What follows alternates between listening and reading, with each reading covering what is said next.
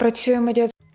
Ukraine Media Center Ukraine Forum starts its operation. My name is Svetlana Cheparenko. Today is December 6th, the day of the Armed Forces of Ukraine, and we want to congratulate our heroes and thank them for this opportunity to work, to stay in our land, and thank them for protecting our independence and freedom. So let's start our day with the conversation about the financial stability of the citizens of Ukraine. Joining us online is Vasyl Furman, Deputy Chairman of the National Bank of Ukraine Board. Good afternoon, Mr. Vasyl. Good afternoon. Glory to Ukraine. Glory to the heroes.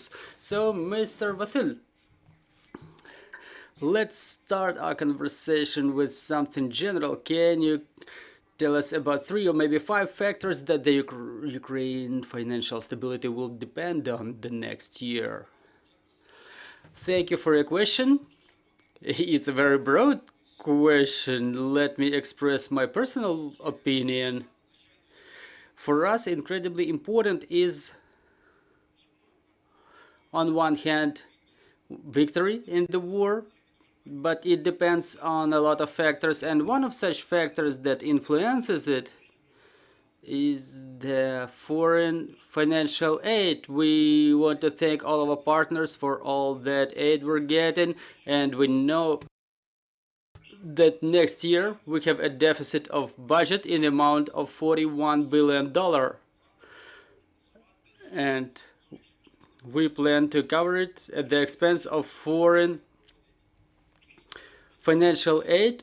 The political government of the country works on this situation, and it's very important to have the positive decisions of our key partners like USA, IMF, European Union, and many other countries, because that funding for us, foreign aid, it enables us to maintain the financial front reliably, so to say, without emission by the National Bank of Ukraine, because any unprovisioned emission negatively influences the exchange rate of Ukrainian hryvnia and thus influences the solvency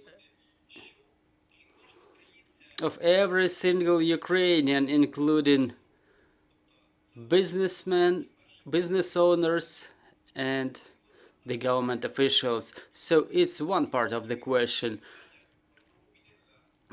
Obviously, the victory is #1 priority, but talking about other aspects, we have to ensure the further growth of our economy, and thanks to the efficient banks of the National Bank of Ukraine and the government, we have financial and macroeconomic stability, stability of the banking system. Economic growth is planned to be at the level of 5%. I would like to remind our spectators and listeners that, for example, during the first quarter, the planned growth was at the level of 1%, so we have quite a good growth trend here. The next year, we expect to observe growth at the level approximately of 4%. Yes, it can be bigger. For example, if there are more currency proceeds coming to a country for recovery, or because, for example, when NBU is making any forecasts, we also take into account risks, the forecasting risks, and 2 forecasting risks for today are the security risk, the end of the war, so the sooner it ends, the better it is for the economy, and the second risk is the uninterrupted nature of foreign financial aid. So the more stable it is, the better it is for Ukrainian economy. In the beginning of the year, the forecast of inflation was around 26%, but according to the October forecast, by the end of the year, the inflation amounts to 6%. So we have a very good trend here too. The next year, it will be a little bit higher than this year, but it will be manifested in 1-digit numbers, in 1-digit indicators. Talking about the reserves of the National Bank of Ukraine, they will be at the good level, and it will serve as a very good financial currency cushion for the stability of the hryvnia rate. So what are the key things for the Ukrainian citizens? The absence of the price growth, absence of inflation, good exchange rate. Again, the economy will grow. We will maintain the currency exchange rate at stable level. And today we see that the banking system is showing some appetite to lending without participation of the government. Well, there are government programs. That's one area of the banking system work. And now we talk about lending without the support by the government. There are more and more banks that are ready to lend, and there are more businessmen who are ready to take those loans. So the lending has grown 10% within the last couple of months, according to the latest surveys. So it plants pretty good expectations in us, in both on the side of the businesses and the banking system. Well, let's proceed to the exchange rates. So what will be the exchange rate by the end of this year, and what are the expectations for the currency exchange rate for the next year? This is something of interest to every Ukrainian. Well, talking about the exchange rate, a little bit more than 2 months ago, the National Bank of Ukraine changed its exchange policy, switching from the fixed rate to guided flexible rate. And now we see that everybody got used to this guided flexibility rate policy. And in November, we've seen improvement on the currency exchange market. So talking about the amounts of agreements entered into in the market, we see that the agreements entered into between the banks of Ukraine, well, this indicator is almost triple comparing to the condition before the year. So the total amount of currency exchange is about $90 million per day. And the official rate fluctuates both ways, reacting to the changes in the currency exchange market. It's normal, and National Bank of Ukraine was emphasizing it multiple times. So in this segment, situation is quite stable. Hryvnia strengthened 1% from the beginning of November, and the difference between the official and cash rate is approximately 3% now, which is a very good indicator. So generally the situation in the currency exchange market is stable and under control. Yet another change that we've observed in the currency exchange market is lifting the currency restrictions. What does it mean for the banking system and for the citizens? Well, look, with the beginning of the full-scale invasion, the National Bank imposed a number of restrictions. Then gradually, as the situation was stabilizing, the National Bank was lifting some of those restrictions, including this currency restriction. We have certain strategy of currency restrictions, and we act in accordance with that strategy.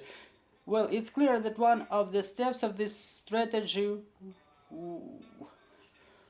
was imposed on the 1st of December. There were 4 blocks of matters that were regulated. So first of all, we cancelled all the restrictions for the bank and the financial institutions for the amount of the sale of cash currency to the population. That would allow minimizing the difference between the official and cash rate. Another block of matters is that the export credit agency was allowed to transfer funds abroad for reimbursement of expenses under insurance and reinsurance agreements. That was done to ensure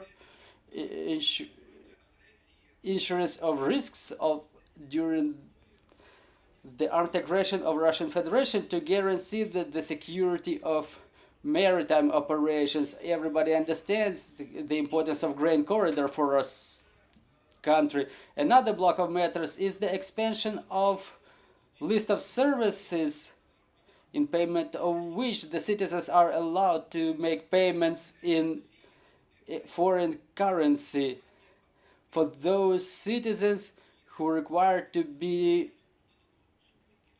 treated medically abroad, along with all the supplementary services related to rehabilitation in the medical institutions of foreign countries. And finally, it was allowed to pay for the services that are necessary to create proper conditions for study of the students abroad. So there are 4 categories of restrictions that were lifted, and we expect them to positively reflect on all spheres of activity of the banking system. Well, you've mentioned that economic indicators are way better than the forecasted ones. In your opinion, how solvable will Ukrainians be next year? And maybe let's talk about the solvency of the banks.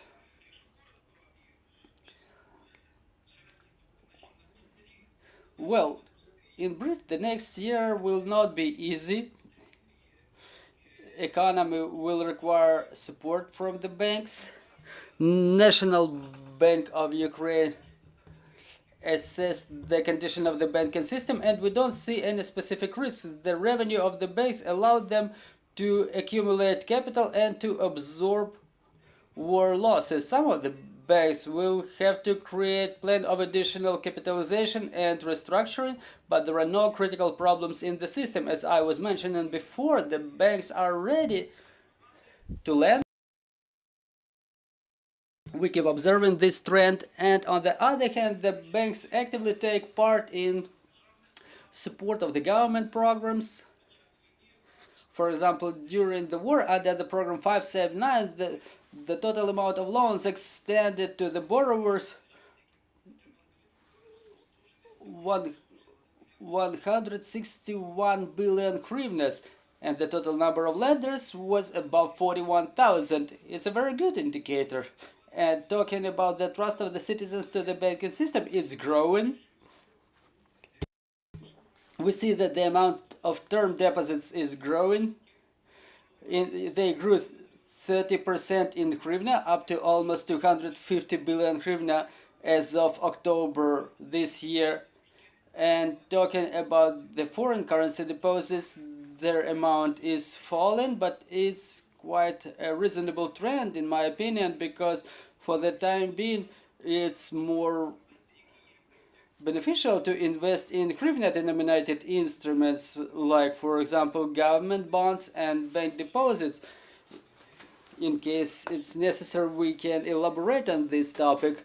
In September, for example, the corporate portfolio of the banks has grown comparing to, for example, December 21.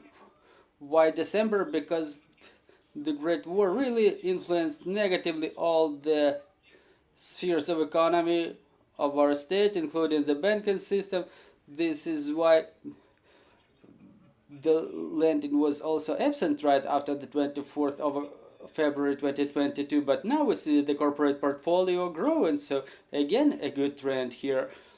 And talking about economy and inflation, we were already mentioning that next year there will be about 5, or this year 5, and next year there will be 4% growth, and inflation for the next year, according to the estimates of the National Bank, it will be a little bit above 9%, but again it's a forecast, and forecasts can be adjusted both ways. We hope that they will be adjusted to the best for our country.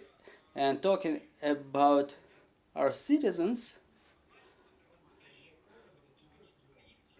we see that comparing to other countries, the level of borrowings in Ukraine is at about 4%, so there is a lot of space to develop and to grow. Also, we can mention that we have quite a high financial burden, the debt burden on the Ukrainians with lower income rate, which says that if we take a look at the structure of the loans of households, 2/3 of them are utility loans, which means that there is a lot of space for mortgage lending development that will again assist to the growth of our economy. So banking system in generally got the revenue of 122 billion hryvnias in this year. However, the share of NPLs is growing as well. They are at pretty high rate. However, for the time being, as of the October this year, the share is 37%, and within the last 2 months, the share of NPLs has fallen 10 billion hryvnias. So talking about the banking system in general, it's solvent, it's creditworthy, stable. We see that the residual amounts in all currencies in the accounts in the banking system have grown 634 million hryvnias, which means that both businesses and citizens trust the banking system of Ukraine. Well, now that you've touched upon the issue of deposits and government bonds, let's talk about the savings of the citizens. In your opinion, how to better keep your savings, and what currency, what are the instruments that Ukrainians should use? Well, you know, the National Bank of Ukraine keeps talking a lot about the financial stability, about the stability of hryvnia, and if you're asking about my personal opinion, today very attractive are the assets denominated in Ukrainian hryvnia, I mean the financial assets. So first, the government bonds, the military bonds, and deposits with Ukrainian banks. Their rate is almost similar there. Well, it depends mostly on the amount and on term of if we talk about deposits and talking about military bonds, it depends on the term of on the maturity of the bonds. So the yield for military bonds in some banks may reach 18% per annum. So this yield is way better. It's higher than the level of inflation, so you can basically make money here. Another advice is when people invest their funds, my advice is please to keep track of your investments. Don't put all the eggs in the same basket, because you can make some quick money, and in case you make any investments, you have to make sure that you have quick access to such money. And the list of investable products are again the same. It's again the same. It's the deposits, government bonds, military bonds denominated in hryvnia. So please remember that there is direct dependence between risk and interest. So if you are promised some interest at the level of 50 or 70% per annum, it's a very risky investment in the best case, but in the worst case, just a banal fraud. So please be cautious and trust the reliable financial institutions. Specifically, if we talk about the banks, I think that our banks are quite reliable. So during the war, the government guarantees 100% reimbursement of the bank deposits in case the bank crashes. And talking about military bonds, the reliability is 100%. Do we have any questions on the floor? Yes, Vladislav Obuch, Ukrinform. Next week there should be a meeting of the Monetary Committee of the National Bank that will discuss the discount rates. So how radical will be their decision? What will be the further strategies, since the board of NBU was stating that they will take a pause in terms of changing the discount rate after the December this year? And how this discount rate at the level of 16-15% correlate with those numbers that you've mentioned, like 6% of inflation and 20% of interest, or 20% interest of the deposit certificates of the National Bank of Ukraine, and also in terms of replenishment the budget and ability of Ukrainian economy to raise more loans. Thank you for your question. There are really a lot of discussions. If we look at the roots of your question, well, you were asking about the decision of the board. Well, the decision of the board on monetary policy, we will receive it by the end of this week, and we will be able to comment it. Since I'm a member of the board, I cannot influence their decisions. So again, there's a lot of discussions about the discount rate. If we say that the inflation will be maybe even less than 6% by the end of the year. So first of all, when the National Bank takes any decision in terms of monetary policy, the discount rate, it's with the lag. In our realities, that lag may be like 10 to 15 months. So today's decision, if for example National Bank takes this decision, it doesn't take into effect right now, the correlation mechanism, it doesn't come into effect right away. Well, it does influence, but it's aimed at creating this correlation, just as it works in the developed markets. In the developed markets, this transmission mechanism works faster than in our case. We still have to improve it. So under the conditions when the inflation forecast of the National Bank is at the level of 9.8%, plus we have an incredible level of liquidity of the banking system, that is yet another risk for National Bank. It's important to have those funds that today are mostly on demand funds, that they transform into term funds, and National Bank does a lot of this, and the discount rate is one of the levers of this mechanism to make sure that those deposit rates or the government bond rates remain at high levels, so people can sell them as a liquid product, because it's important to maintain the financial stability for the National Bank, specifically during the war. When we hear that the discount rate should be close to inflation, well, look, it doesn't work like that today. Well, when some might say that at the lower discount rate the banks were extending more loans to the economy. Well, it's true, but if we check out the structure of the discount rate, it has three components. What are the components? The monetary component, inflation, then another component is the risk, and the third component is the revenue the bank wants to get. So out of those three components, we see that inflation is something influenced by the discount rate. And talking about risk, even before the war we had a lot of questions to the way our lending was developing.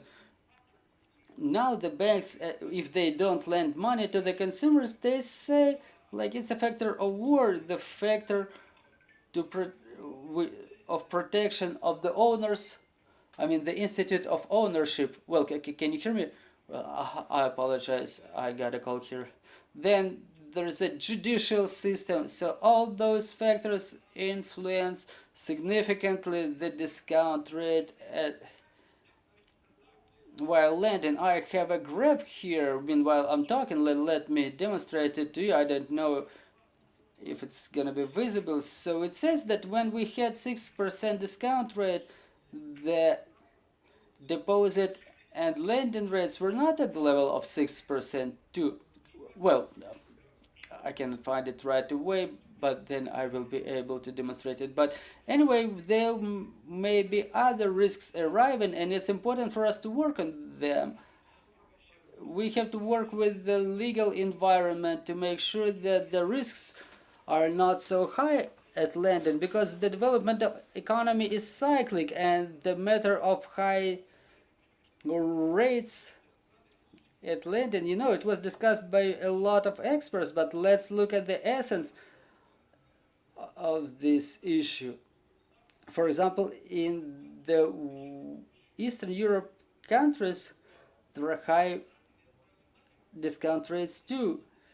And we are being asked, why do we have this high discount rate? Because we have a mandate. We are responsible for price stability or inflation, then financial stability, stability of the banking system. And the third responsibility is the assistance to the economic growth. And for National Bank, it's important to ensure the fulfillment of all those three components. And talking about economy, it's also the responsibility of the government, and the government that does as well. We have does as well a lot to maintain the development of economy. We see all these programs like 579, and now even during the war, as I communicate with the banks, they say about the unequal rate. And banks keep saying that basically they agree with the strict and severe monetary policy of the National Bank of Ukraine. But the time will come when we have lower inflation, lower discount rate, when we don't have war. Like, for example, we're going towards the European Union, and then we will have the judicial system, the law enforcement system working just like in Europe, and this is when we're gonna have the discount rates just as low as they have in Europe. So this is in brief. Thank you very much, Mr. Vasyl, for your answers. I'm reminding you, we were talking about the financial stability with Vasyl Furman, Deputy Chairman of NBU, and we will be back on air at 13 o'clock, and we will talk about the plans for the next year and agricultural results of the year. Stay tuned.